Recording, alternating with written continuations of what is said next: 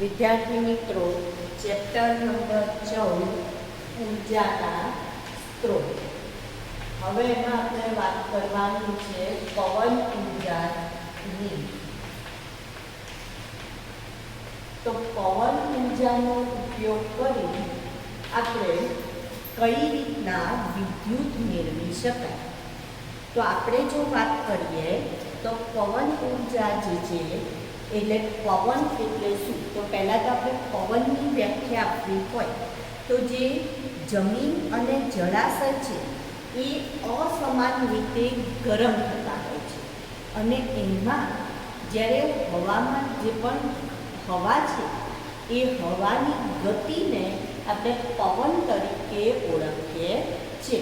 જ્યારે અસમાન રીતે ગરમ થતા હોય ત્યારે જમીન પરથી જળાશય તરફ અને જળાશય તરફથી જમીન તરફ જ્યારે હવાની ગતિ થતી હોય તો એ હવાની ગતિ એને આપણે શેના તરીકે ઓળખીએ છીએ? તો પવન તરીકે ઓળખીએ છીએ. હવે આ પવન ઉર્જાનો ઉપયોગ આપણે શેના માટે કરીશું? તો પવન ઉર્જા એમાં આપણે મોટા મોટા જે પાંખિયા હોય એ પાંખિયાને ગોઠવી એને ગોળ ગોળ ફેરવીએ, પવનના કારણે ફરે તો એમાંથી ટર્બાઇન ફરે, અને ટર્બાઇન ફરવાના કારણે વિદ્યુત ઉર્જા ઉત્પન્ન કરી શકાય છે. જનરેટર ગોઠવવામાં આવે અને એ જનરેટર પવન ઉર્જાનું વિદ્યુત ઉર્જામાં રૂપાંતરણ કરી શકે છે. હવે જો એક યુનિટ આપણે પવનચક્કીનું, જેને આપણે પવનચક્કી કહીએ છીએ, તો આ પવનચક્કીનું જો એક એવી પવનચક્કી મૂકેલી હોય અને એમાંથી જો આપણે વિદ્યુત ઉર્જા મેળવીએ તો એટલી પૂરતી પ્રમાણમાં વિદ્યુત ઉર્જા મળતી નથી. બહુ ઓછી માત્રામાં વિદ્યુત ઉર્જા મળશે. તો એના કારણે આપણે શું કરવું પડે છે? તો કે આપણે એક કરતાં વધારે પવનચક્કીઓ ગોઠવવી પડે છે, જેને આપણે પવન ઉર્જા ફાર્મ તરીકે ઓળખી શકીએ છીએ, અથવા તો એને આપણે વિન્ડ ફાર્મ તરીકે ઓળખીએ છીએ, કે જેની અંદર એકથી વધારે આવી પવનચક્કી સળંગ થોડા અંતરે લગાડવામાં આવે છે, અને એ પવનચક્કીની સાથે જનરેટર જોડેલું હોય જે વધારે માત્રામાં વિદ્યુત ઉર્જા ઉત્પન્ન કરે. જો તમે સાઉથ બાજુ જાઓ તો ત્યાં તમને આવી પવનચક્કી જોવા મળશે. કચ્છ બાજુ જાઓ તો ત્યાં તમને આવા વિન્ડ ફાર્મ જોવા મળશે. સાઉથમાં પણ ખાસ કરીને જો આપણે કન્યાકુમારી બાજુ જઈએ તો ત્યાં આગળ આપણને ભારતનું સૌથી મોટું વિન્ડ ફાર્મ જોવા મળે છે, જેમાં 380 મેગાવોટ જેટલો વિદ્યુત ઉત્પન્ન કરી શકાય છે. બરાબર. હવે આ પવનચક્કી લગાડવાથી ફાયદા શું થાય? તો એના જો આપણે ફાયદાની વાત કરીએ તો ફાયદામાં પહેલો ફાયદો આપણને શું કહે છે? તો પહેલો ફાયદો આપણને એવું કહે છે કે એક તો એ પુનઃપ્રાપ્ય ઉર્જા સ્ત્રોત છે. કેવો છે? પુનઃપ્રાપ્ય ઉર્જા સ્ત્રોત છે. બીજું કે પવન માટે આપણે જ્યારે પવન ઉર્જાનો ઉપયોગ કરીશું ત્યારે પ્રદૂષણ થતું નથી, એટલે પ્રદૂષણ મુક્ત છે. તો કોઈ પ્રદૂષણ કરતું નથી. બરાબર. તો આ એનો શું થશે? ફાયદો. ત્રીજું એવું કહે છે કે વિદ્યુત ઉર્જાના ઉત્પાદનમાં વારંવાર ખર્ચ કરવાની જરૂર નથી. એકવાર જો પવનચક્કી લગાડી દીધી તો એમાંથી વારે વારે આપણને વિદ્યુત મળતી જ રહે છે, એટલે આપણે વારે વારે એમાં કોઈ બીજો ખર્ચ કરવાની જરૂર નથી. એટલે વિદ્યુત ઉર્જા મેળવવા વારંવાર ખર્ચ કરવાની જરૂર નથી.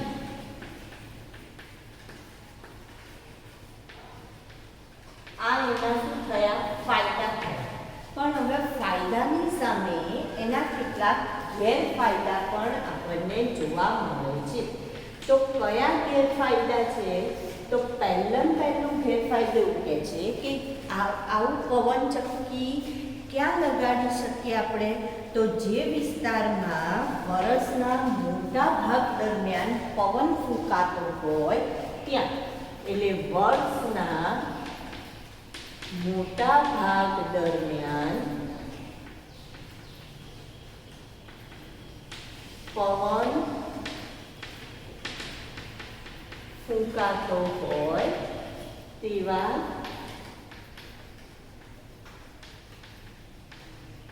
વિસ્તારમાં લગાડાય. બરાબર? અથવા તેવા વિસ્તારમાં ઉપયોગી છે. બાકીના વિસ્તારમાં ચાલે નહીં. ધારો કે જો કોઈ એરિયા એવો હોય, ધારો કે આપણા જળની વાત કરીએ તો આપણે અહીંયા આખું વરસ પવન ફૂંકાઈ રાખીએ છીએ, તો ના, એવું હોતું નથી. ખાલી ચોમાસું આવે કે શિયાળામાં જ પવન હોય છે, બાકી પવન હોતો નથી. બીજું એવું કહે છે કે જે ટર્બાઇન છે એ ફેરવવા માટે, ટર્બાઇન ચાલુ રાખવા માટે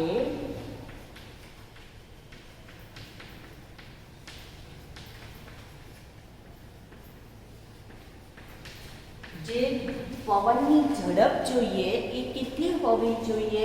તો પવનની ગતિ 15 કિલોમીટર પ્રતિ કલાકની હોવી જોઈએ અથવા એનાથી વધુ.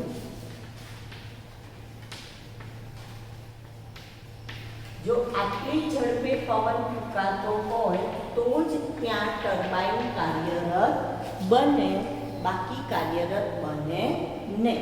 ત્રીજું, આપણે શું કહ્યું કે એક પવન ચક્કી ચાલે નહીં, તો આપણે તો પવન ચક્કી ફાર્મ લગાડવું પડે. એટલે પવન ઉર્જા ફાર્મ લગાડવું પડે. અને જો ફાર્મ લગાડવું હોય તો પવન ચક્કીના પાખિયા તો બહુ જ મોટા મોટા હોય, તો બે પવન ચક્કી વચ્ચે પણ કેટલું બધું અંતર જોઈએ. તો એનો મતલબ, અને 2-3 પવન ચક્કી નહીં, બધી 10 થી 15 પવન ચક્કી લગાડવી પડે. તો એનો મતલબ પવન ઉર્જા ફાર્મ સ્થાપવા માટે વિશાળ જમીનની જરૂર પડે છે. પવન ઉર્જા ફાર્મ માટે વિશાળ જમીનની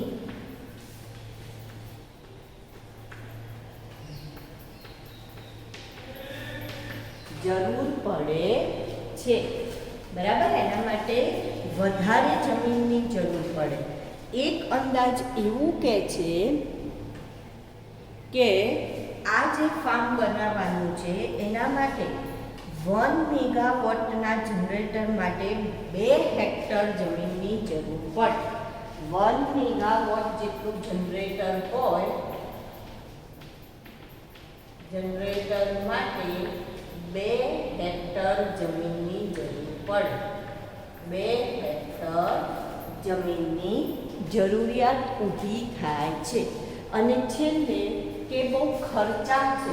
આજે પવન એકવાર લગાડવામાં આવે પછી ફાયદો મળે, પણ એ લગાડવું તો એના માટે એ ખર્ચાળ છે. બરાબર? એટલે કેવું છે? તો કે ખર્ચાળ છે. કારણ કે એના જે પવન ચક્કીના પાંખિયા અને પવન ચક્કી એ કાટ ના લાગે એવા મેટલમાંથી બનેલું હોવું જોઈએ. તો એનો મતલબ પ્રારંભિક ખર્ચ વધારે હોય છે. તો આ એના ફાયદા અને ગેરફાયદા થયા. હવે એના પછી પવન ઉર્જા પછી આપણે વાત કરવાની છે સૌર ઉર્જા. તો સૌર ઉર્જા એટલે એમાં આપણે કયા સાધનોની વાત કરી શકીએ? તો સૌર ઉર્જાથી ચાલતા સાધનોમાં solar cooker, solar water heater જેવા સાધનોની વાત કરી શકીએ આપણે. તો સૌર ઉર્જામાં આપણે સૌથી પહેલા વાત કરીએ સોલર કુકરની.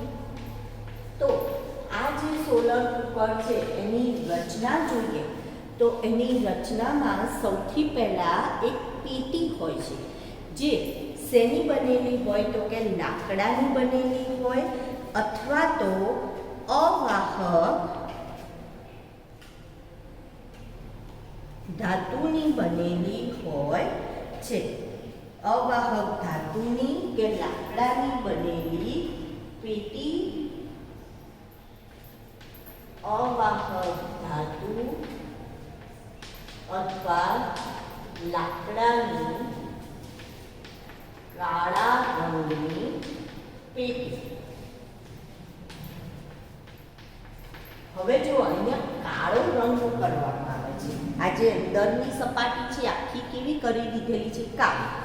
શા માટે એને કાળી કરવામાં આવે છે? તો કે કાળો રંગ એ વધુ ગરમીનું શોષણ કરે છે. માટે જો તમારે પ્રયોગ કરવો હોય અને એટલા માટે તમે જો ઉનાળામાં આપણે લાઇટ કલરના કપડાં, સફેદ સુતરાઉ કોટન કપડાં પહેરવાનું પસંદ વધારે કરે લોકો. સફેદ જભ્ભો લેંગો પહેરે. કેમ? તો કે સફેદ રંગ એ સૂર્યના કિરણોનું શોષણ ઓછું કરે છે, જ્યારે કાળો રંગ એને પરાવર્તિત કરી દે છે. જ્યારે કાળો રંગ શું કરે છે? તો કે એનું શોષણ, ગરમીનું શોષણ વધુ કરે છે. માટે તો આપણે જે અવાહક ધાતુ અથવા લાકડાની કાળા રંગની પેટી લઈએ છીએ. હવે એ પેટી ઉપર કાચની જાડી તકતીનું ઢાંકણ હોય છે. પેટી ઉપર કાચની જાડી તકતીનું ઢાંકણ હોય છે. હવે દરેક વસ્તુનું રીઝન હોય, બરાબર, કારણ હોય. જેમ મેં તમને અહીંયા કાળા રંગનું કારણ કીધું કે કાળો રંગ ગરમીનું વધુ શોષણ કરે છે. માટે હવે અહીંયા આપણે કાચની તકતી કેમ રાખેલી છે? તો કાચની તકતીનું કારણ છે કે એ ગ્રીન હાઉસ અસર ઊભી કરે છે. ગ્રીન હાઉસ અસરનો મતલબ શું? કે કાચ જે છે એ કાર્બન ડાયોક્સાઇડ વાયુને વધારે અંદર શોષી રાખશે. એના કારણે વધુ ગરમી અંદર જળવાયેલી રહે છે. એટલે કાચની તકતીનું ઢાંકણ રાખવામાં આવે છે, જે શું કરે છે? તો કે ગ્રીન હાઉસ અસર ઉત્પન્ન કરે છે. અસર ઉત્પન્ન કરે છે. બરાબર. હવે એના ઉપર એની સામેની સપાટી ઉપર પેટી સાથે સાદો અથવા બહિર્ગોળ અરીસો ગોઠવવામાં આવે છે. પેટી સાથે સાદો અથવા બહિર્ગોળ અરીસો ગોઠવાય છે. કેમ આવું ગોઠવવાનું છે? મેં કહું કે દરેક પાછળનું એક રીઝન હોય, દરેક સાથે એક રીઝન કારણ રહેલું હોય. તો આ જે અરીસો છે એ શું કરે છે? તો કે વધુ કિરણોને શોષી એને પરાવર્તિત કરે. બરાબર. જેવા ધારો કે આ જે અરીસો છે એના સાથે સૂર્યના કિરણો અથડાય, એ અથડાઈ એને પરાવર્તિત કરી બધા કિરણોને શું કરશે? તો કે બધા કિરણોને એ જે પેલા ડબ્બા મૂક્યા હોય, રસોઈ માટેના ડબ્બા મૂક્યા હોય, એ ડબ્બા ઉપર એ કેન્દ્રિત કરે છે. એટલા માટે અહીંયા આ સાદો અથવા બહિર્ગોળ અરીસો ગોઠવવામાં આવે છે, જે શું કરશે? તો કે જે ઉષ્માને પરાવર્તિત કરવાનું કામ કરશે. પરાવર્તિત કરવાનું કામ કરશે અને પરાવર્તિત થતા સૂર્યના કિરણોને કેન્દ્રિત કરે છે. પરાવર્તિત સૂર્યના કિરણોને કેન્દ્રિત કરે. બરાબર. ભેગા કરે છે, કેન્દ્રિત કરે છે. તો આ રીતના સોલર કુકરની રચના થશે. હવે એના ફાયદા શું થાય? તો ફાયદામાં પહેલો ફાયદો એવું કહે છે કે પુનઃ સૌર ઉર્જા સ્ત્રોત કેવો છે? તો કે સૌર ઉર્જા સ્ત્રોત એ પુનઃ પ્રાપ્ય ઉર્જા સ્ત્રોત છે. એટલે પુનઃ પ્રાપ્ય સ્ત્રોત છે. બીજું એવું કહે છે કે એના કારણે આપણું ગેસ જે છે, એટલે કે બીજા સ્ત્રોતનો બચાવ થાય છે, બીજા બળતણ વાયુનો બચાવ થાય છે. તેના ઉપયોગથી અન્ય બળતણ વાયુનો બચાવ થઈ શકે. બરાબર. આ એના ફાયદા, પણ એની સામે એના ગેરફાયદા પણ છે. તો કયા ગેરફાયદા જોવા મળે આપણને એના? તો ગેરફાયદામાં આપણને શું કહે છે? તો પહેલો જ ગેરફાયદો એવું કહે છે કે ધારો કે વાદળછાયું વાતાવરણ હોય અથવા તો દિવસ દરમિયાન જ આપણે એમાં રસોઈ બનાવી શકીએ, બાકી વાદળછાયું વાતાવરણ હોય અથવા તો રાત્રિ દરમિયાન એમાં રસોઈ બની શકે નહીં. એટલે આ ઉપકરણ રાત્રિ દરમિયાન અથવા તો આ ઉપકરણ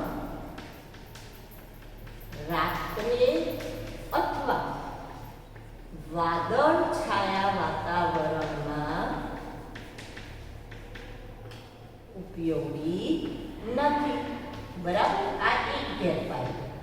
બીજો ગેરફાયદો શું છે? તો એક તો ટાઈમ કન્ઝ્યુમિંગ, બહુ બધો ટાઈમ લઈ લે છે અને દિવસ દરમિયાન પણ ચોક્કસ સમયે જ ઉપયોગી છે. દિવસ દરમિયાન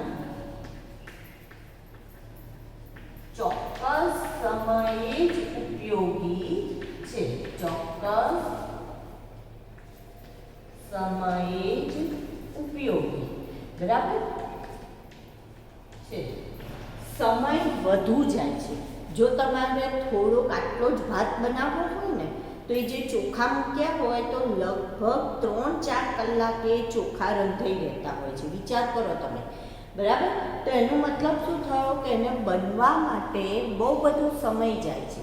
એટલે ખાસ કરીને સોલર કુકરનો લોકો એટલો ઉપયોગ નથી કરતા, પણ સોલર વોટર હીટરનો લોકો વધારે ઉપયોગ કરે છે, જેમાં લગભગ 50થી 60 અંશ સેલ્સિયસ જેટલું તાપમાન પ્રાપ્ત થતું હોય છે. તો નાવાના પાણી માટે સોલર વોટર હીટર છે, આ જે સોલર કુકર છે એમાં લગભગ 65 અંશ સેલ્સિયસ તાપમાન પ્રાપ્ત થાય છે અને જે વોટર હીટર છે એની અંદર લગભગ 50થી 60 અંશ તાપમાન મેળવી શકાય. અને નાહવા માટે જે પાણી હોય લગભગ આપણે 40થી 50ની વચ્ચે ગરમ હોય એવા પાણીનો ઉપયોગ કરતા હોઈએ છીએ. એટલે વધારે માત્રામાં પણ ઉપયોગ થાય સોલર વોટર હીટર. હવે આપણે જે આ આપણો પ્રશ્ન છે કે દિવસ દરમિયાન જ આપણે એનો ઉપયોગ કરી શકીએ, તો એના ઉકેલ માટે કયું ઉપકરણ અપનાવવામાં અથવા શોધવામાં આવ્યું?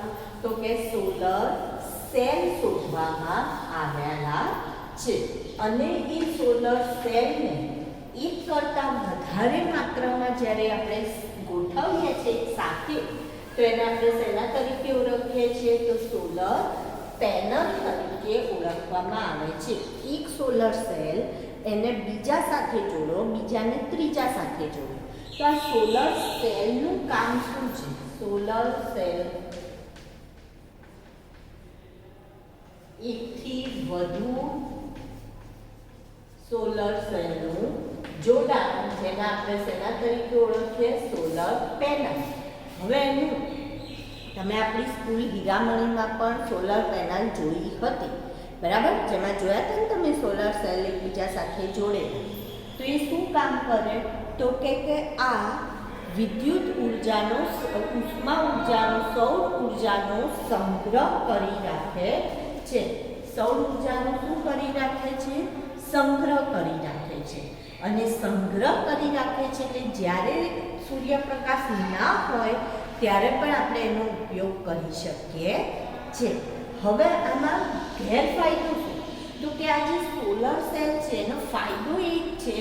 ફાયદો શું? તો ફાયદો એ છે કે આપણે રાત્રિ દરમિયાન જે ગામડાઓમાં ધારો કે જ્યાં વિદ્યુત ઉર્જા નથી મળતી ત્યાં એ લોકો આવું સોલર સેલનો ઉપયોગ કરી વિદ્યુત ઉર્જા રાત્રે પણ એ લોકો ટ્યુબલાઇટ ચલાવી શકે છે. ઇંગ્લિશની અંદર એક ચેપ્ટર કદાચ તમારે આવતું હશે કે જેમાં એવું કહે છે કે આપણે આણંદ નજીક એક ગામ છે, ત્યાં એ લોકો રાત્રે કલ્યાણપુરા કેવું ગામ છે કે જ્યાં લોકો રાત્રે પણ ટીવી, ટ્યુબલાઇટ, પછી જે આપણી સ્ટ્રીટ લાઇટ હોય, ઇવન આપણે અહીંયા અમદાવાદમાં પણ તમે સ્ટ્રીટ લાઇટ જોઈ હશે તો એના પર એક સોલર પેનલ મૂકેલી હોય છે નાની બનાવીને.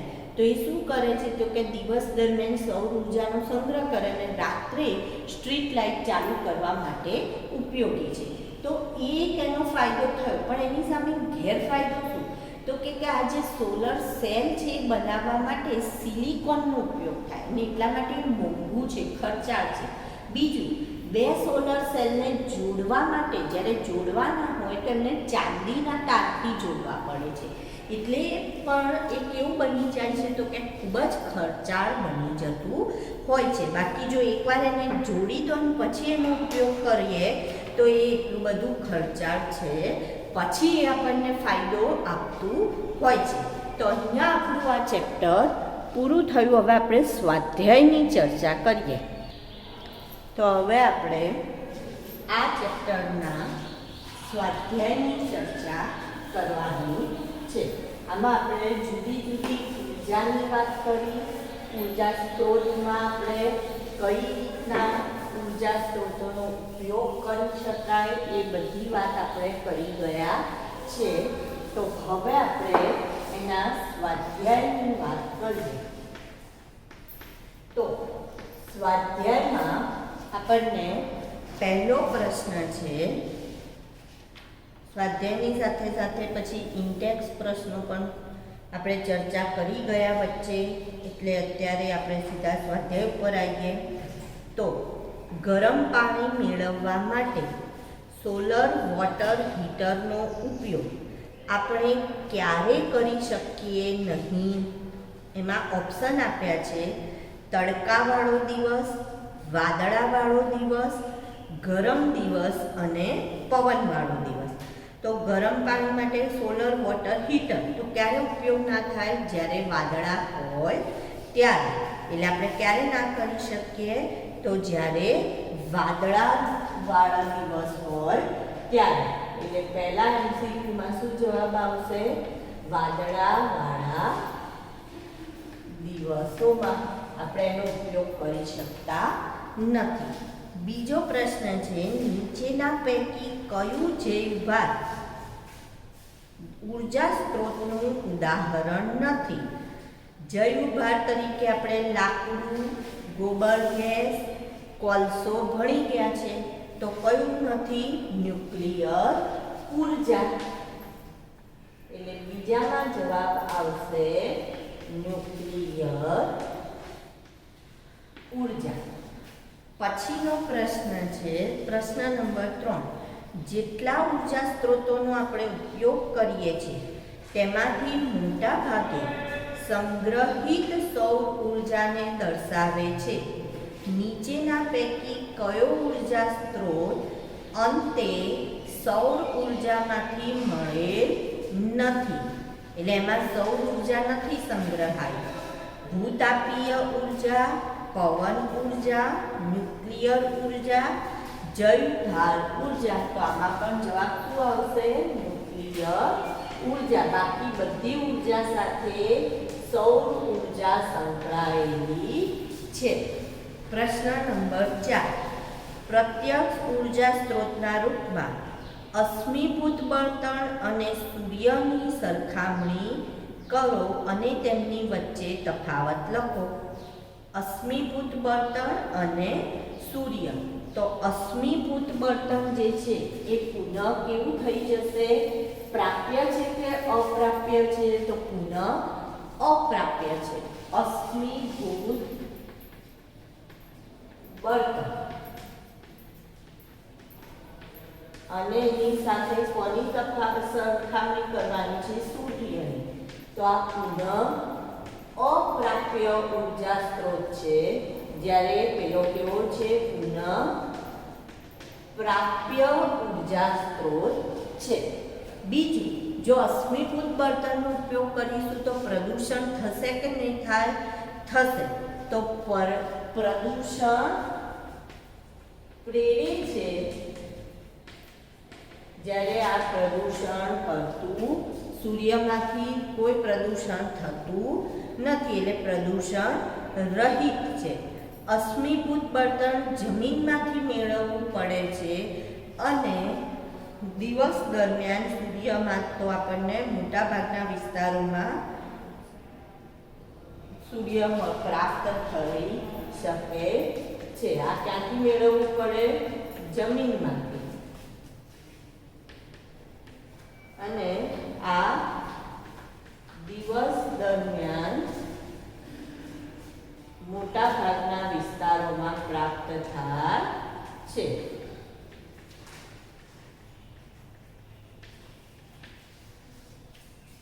વિસ્તારમાંથી પ્રાપ્ત થઈ શકે છે. બરાબર. પરંપરાગત ઉર્જા સ્ત્રોત છે, જ્યારે પેલો બિન પરંપરાગત. આ પરંપરાગત. આ કેવો આવશે? બિન પરંપરાગત સ્ત્રોત છે. તો આ એની વચ્ચેના આપણે શું લીધા? તફાવત. હવે પછીનો તફાવત છે જૈવભાર અને જળ વિદ્યુત. તો જૈવભારમાં પણ પ્રદૂષણ થાય, જળ વિદ્યુત પણ પ્રદૂષણ કરતું નથી. જૈવભાર ઓછું ખર્ચાળ, જળ વિદ્યુત વધુ ખર્ચાળ, કારણ કે બંધ બનાવવા પડે ને એટલા માટે. જૈવભારના ઉપયોગ દ્વારા બાયોગેસ ઉત્પન્ન કરી શકાય, જ્યારે જળ વિદ્યુતના ઉપયોગથી કોઈ વાયુ ઉત્પન્ન થતો નથી. હવે નીચેનામાંથી ઉર્જા પ્રાપ્ત કરવામાં કઈ મર્યાદાઓ છે? પવન ઉર્જા પ્રાપ્ત કરવામાં તો ગતિ કેટલી હોવી જોઈએ? 15 કિલોમીટર પ્રતિ કલાકની ઝડપની ગતિ હોવી જોઈએ. ફાર્મ સ્થાપવા માટે ખર્ચો ખૂબ જ છે. પાખિયા માટેનો ખર્ચ પણ વધારે છે. તરંગો, તો તરંગો સમુદ્રમાં જે જગ્યાએ તીવ્ર પવન ફૂંકાતો હોય ત્યાં જ તરંગ ઉર્જા મેળવી શકાય છે અને એ પણ ખર્ચાળ છે. ભરતી, તો ભરતી ઉર્જા મેળવવા માટે બંધ બાંધવા પડે, જે પણ મર્યાદિત સ્થળોએ જ આપણે બાંધી શકીએ છીએ. ઉર્જા સ્ત્રોતનું નીચે દર્શાવેલ વર્ગોમાં કયા આધાર પર વર્ગીકરણ કરશો? પુનઃપ્રાપ્ય, પુનઃ અપ્રાપ્ય, ખૂટી જાય તેવા અને અખૂટ. તો એ તો આપણે આગળ પહેલાં ભણી ગયા હતા. પુનઃપ્રાપ્ય કોને કહેવાય? જે ઝડપથી ટૂંક સમયમાં પ્રાપ્ત થતા હોય એકવાર વપરાયા પછી, અને પુનઃપ્રાપ્ય જે ઝડપથી પ્રાપ્ત થતા નથી. ઉર્જાના આદર્શ સ્ત્રોતમાં ગુણ પણ આપણે વાત કરી ગયા છે. હવે સૌર કુકરના ઉપયોગથી થતા ફાયદા અને નુકસાન. તો ફાયદામાં વાત કરીએ તો ઉપયોગથી પ્રદૂષણ થતું નથી. પછી રસોઈ બનાવતી વખતે ખોરાકના પોષણ મૂલ્યો જે હોય એ પણ જળવાઈ રહે છે. તો એના શું થયા? ફાયદા થયા. બીજું, બીજા વાયુનો પણ બળતણ તરીકે વપરાતા બીજા વાયુનો બચાવ થઈ શકે. ગેરફાયદા તો માત્ર રાત્રિ દરમિયાન તેનો ઉપયોગ નથી થતો, દિવસ દરમિયાન જ ઉપયોગ થઈ શકે, એમાં પણ ચોક્કસ સમયે. જ્યારે રાત્રે અને વાદળછાયા વાતાવરણમાં આપણે ઉપયોગ નથી કરી શકતા, સમય વધારે જાય, તળવા માટે કે રોટલી બનાવવા માટે ઉપયોગી નથી, એમાં તમે તળી શકતા નથી.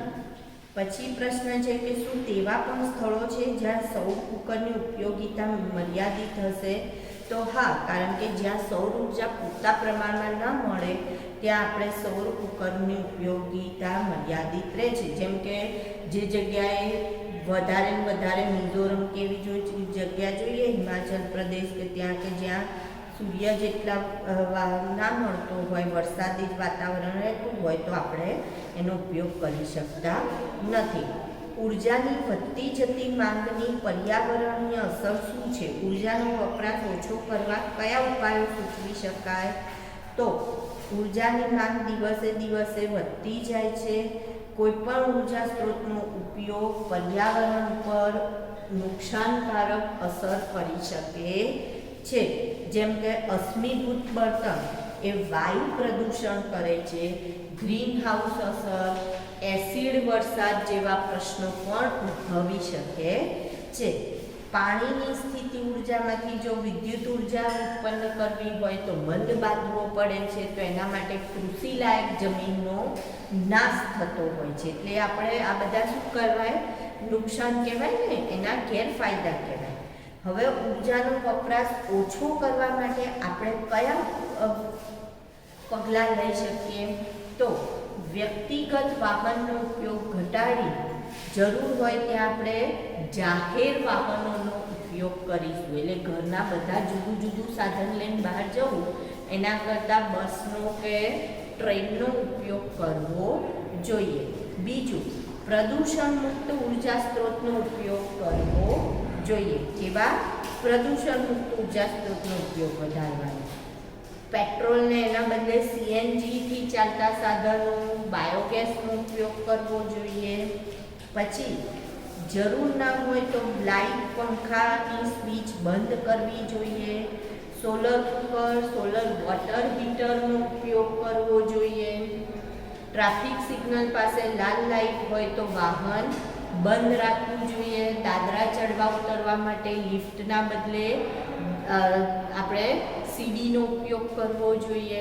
ખોરાક રાંધવા માટે પ્રેશર કુકરનો ઉપયોગ કરવો કે જેથી ઝડપથી ખોરાક રંધાઈ જાય.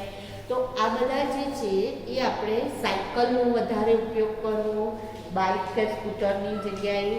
તો આપણે ઉર્જાની વધતી જતી જે માંગ છે એની સામે આપણા આવા પગલાં લઈ શકીએ છીએ અને ઉર્જાની બચત કરી શકીએ છીએ.